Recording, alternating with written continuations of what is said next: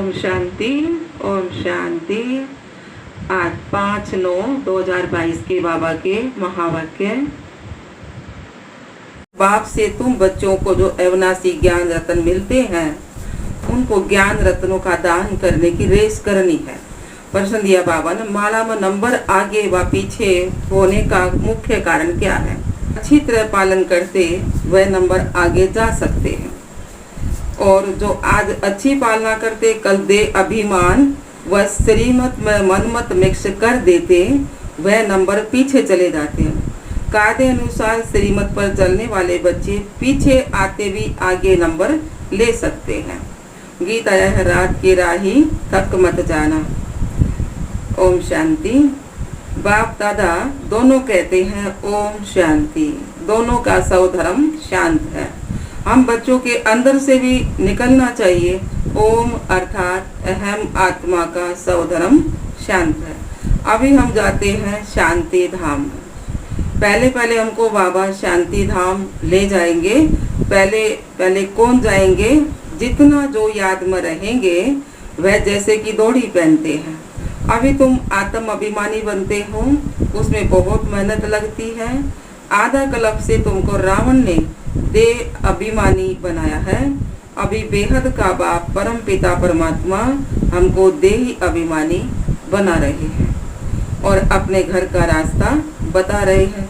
जो घर का मालिक है वही बता रहे हैं, दूसरा कोई भी मनुष्य रास्ता बता ना सके। कायदा नहीं है, एक ही बाप आकर बतलाते हैं। उनका नाम है दुख हरता, दुख से लिबरेट करने वाला, जिसकी महिमा भी भक्ति मार्ग में गाते आते हैं। ऐसे नहीं कि सतयुग में आत्मा ऐसे कहती है कि हमको बाप ने दुख से छुड़ा करके सुख धाम में भेजा है। नहीं, यह ज्ञान अभी तुमको मैं समझाता हूँ। यह ज्ञान का पार्ट अभी ही चलता है, फिर प्रारब्ध शुरू हो जाएगी। पतित से पावन बनाने का पार्ट एक ही बाप का है, जो कल्प पाठ बजाते हैं। तुम जानते हो हम आधा कल्प पावन थे, फिर रावण राज्य में आकर नीचे उतरते आते हैं। कला कमती होती जाती है। भारत में ही देवी देवताएं 16 कला संपूर्ण सर्वगुण संपन्न थे। कला कमती होनी ही है, परंतु यह वहाँ मालूम नहीं रहता। यह सारा ज्ञान अभी तुम्हारी बुद्धि में है। पावन देवी देवताएं पतित कैसे बनते हैं? आओ तो 84 जन्मों की कथा सुनाएं।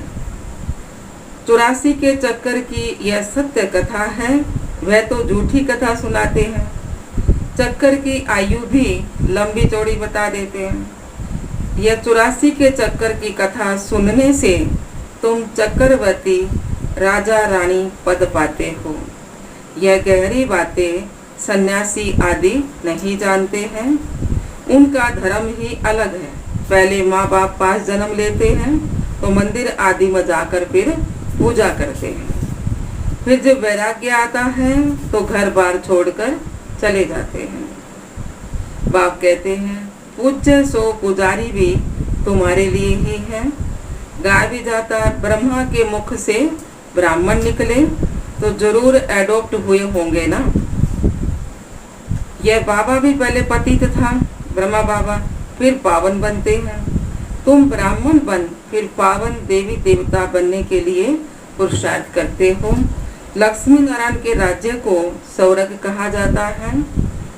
वहाँ है ही अद्वैत राज्य, अद्वैत धर्म, अद्वैत देवता, तो ताली बज नहीं सकती। वहाँ माया ही नहीं है। इस देवी देवता धर्म की महिमा गाई जाती है।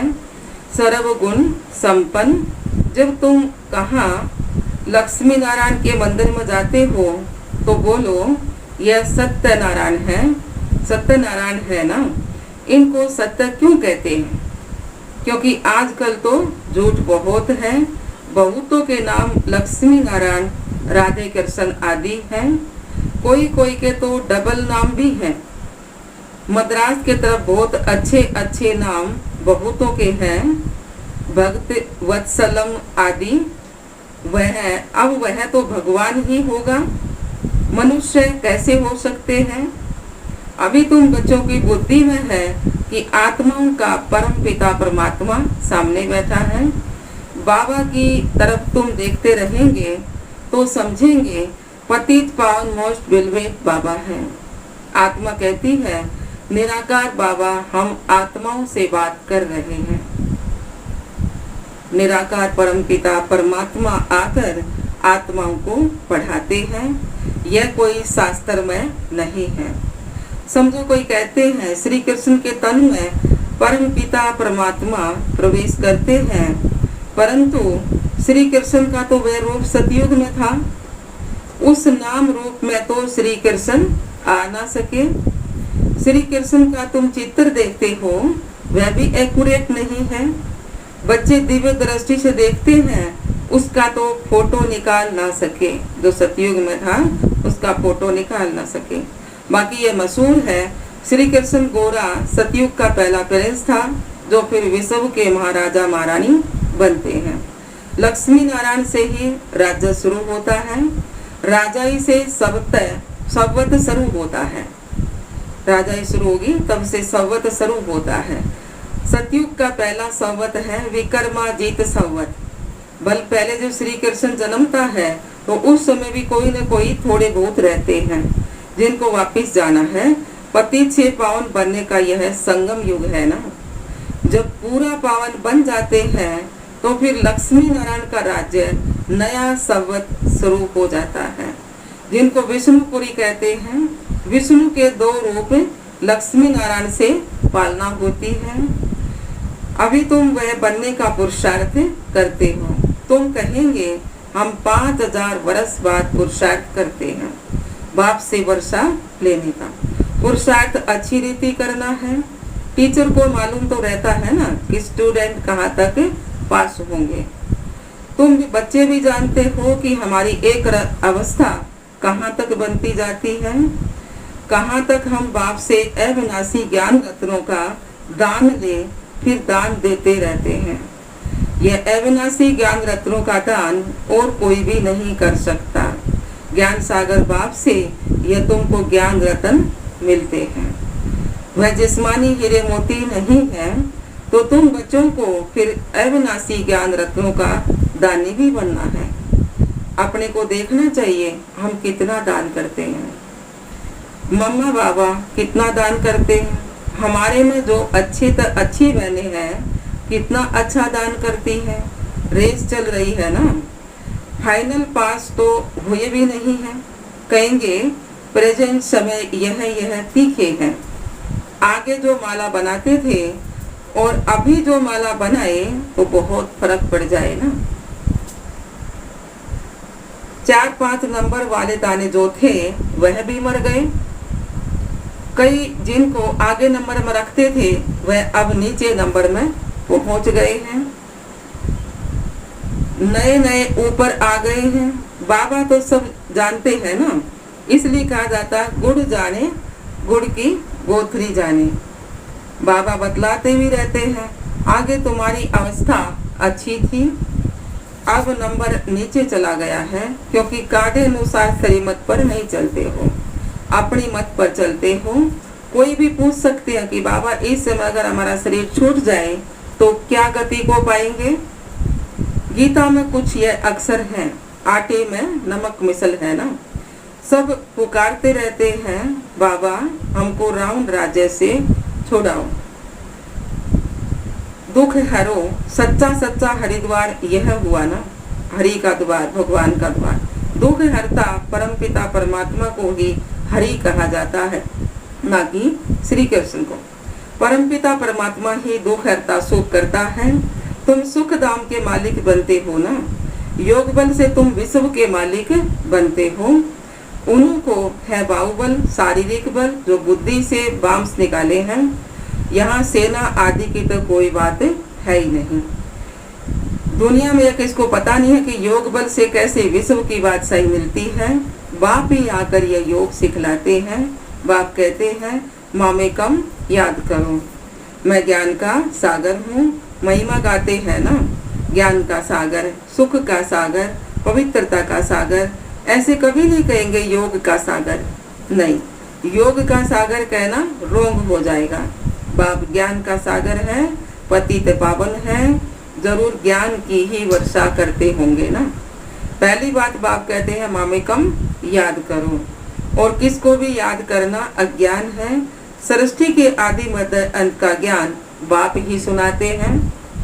योग के लिए भी शिक्षा देते हैं, और सब योग के लिए उल्टी शिक्षा देंगे। उनको जिस्मानी योग कहा जाता है। शरीर को ठीक रखने के लिए यह है रूहानी योग। यह राजयोग की बात कहाँ भी नहीं है, सिवाय बाप के और कोई राजयोग सिखला ना सके। जानते ही नहीं है तुम ये राजयोग सीखते सीखते चले जाएंगे, जाकर के फिर राज्य करेंगे। राजयोग के कोई चित्र थोड़े ही है। तुम यह बनाते हो समझाने के लिए, सो भी कोई देखने से तो समझ ना सके, समझाना पड़ेगा ना। यह ब्रह्मा राजयोग सीख कर जाए नारायण बनते हैं, यह बाजू में चित्र है। यह सब बातें धारण करना बुद्धि की बात है। इसमें टीचर क्या करेंगे? टीचर बुद्धि को कुछ कर नहीं सकते।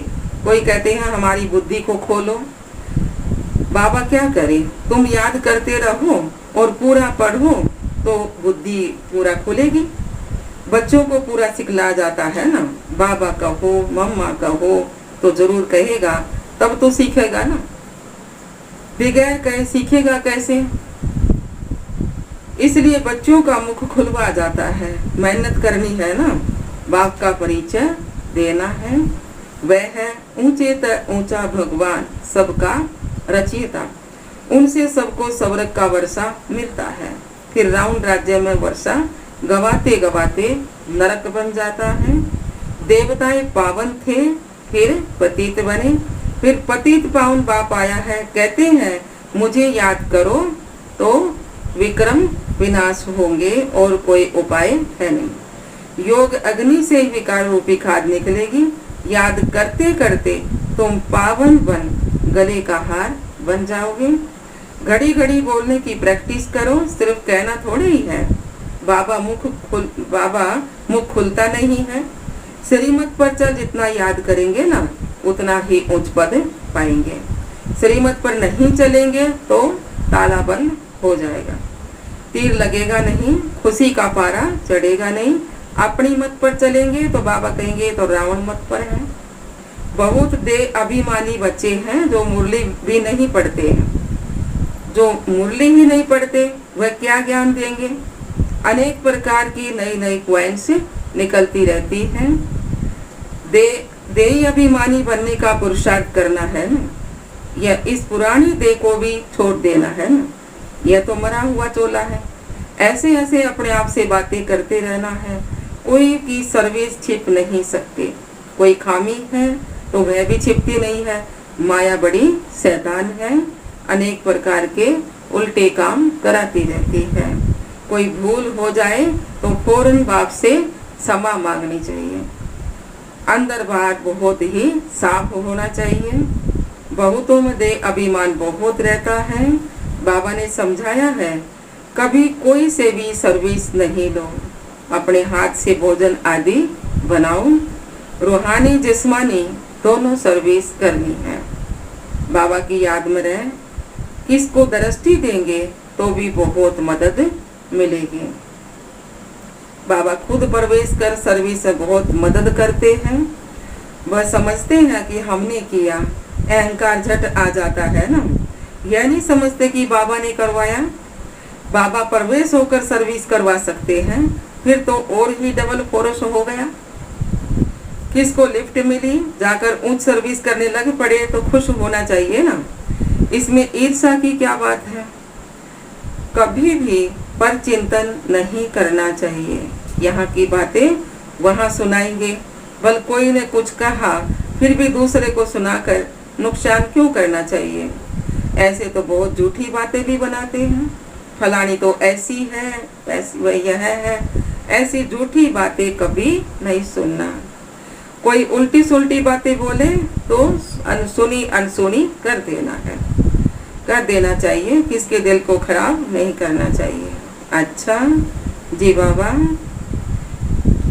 मीठे मीठे सिकिलधे बच्चों प्रति माता पिता बाप दादा का याद प्यार, गुड मॉर्निंग। रूहानी बाप की रूहानी बच्चों को नमस्ते। हम रूहानी बच्चों की रूहानी बाप दादा को याद प्यार, गुड मॉर्निंग, नमस्ते नमस्ते नमस्ते जी। शुक्रिया मीठे बाप दादा, शुक्रिया बाबा। धारणा के लिए मुख्य सार, पहला पॉइंट है बाप से अंदर बाहर साफ रहना है। कोई भी भूल हो जाए तो फौरन क्षमा मांगना है। रूहानी जिस्मानी दोनों प्रकार की सेवा करनी है। दूसरा पॉइंट, कभी भी ईर्ष्या के कारण एक दो का पर चिंतन नहीं करना है। कोई किसी के प्रति उल्टी सुल्टी बातें सुनाए तो सुनी अनसुनी कर देना है। वर्णन करके किसी के दिल खराब नहीं करना है। वरदान दिया बाबा ने, फ्राक दिल बन दुखी है शांत आत्माओं को खुशी का दान देने वाले मास्टर रहम दिल भव। फ्राक दिल बन दुखी है शांत आत्माओं को खुशी का दान देने वाले मास्टर रहम दिल भव। वर्तमान समय लोगों को और सब कुछ मिल सकता है, लेकिन सच्ची खुशी नहीं मिल सकती है। इसलिए ऐसे समय पर दुखी है शांत आत्माओं को खुशी की अनुभूति करा दो तो वे दिल से दुआएं देंगे, दिल से दुआएं देंगी। आप दाता के बच्चे हो तो फिराक दिली से खुशी का खजाना बांटो। रहम दिल के गुण को इमर्ज करो। कभी भी यह नहीं सोचो कि यह तो सुनने वाला नहीं है। भले कोई अपोजिशन भी करे तो भी आपको रहम की भावना नहीं छोड़नी है। रहम भावना शुभ भावना फल अवश्य देती है। स्लोगन आया बाबा का, ज्ञान योग की पालना ही रूहानी पालना है। इस पालना से शक्तिशाली बनो और बनाओ। ज्ञान योग की पालना ही रूहानी पालना है। इस पालना शक्तिशाली बनो और बनाओ। अच्छा, ओम शांति, ओम शांति।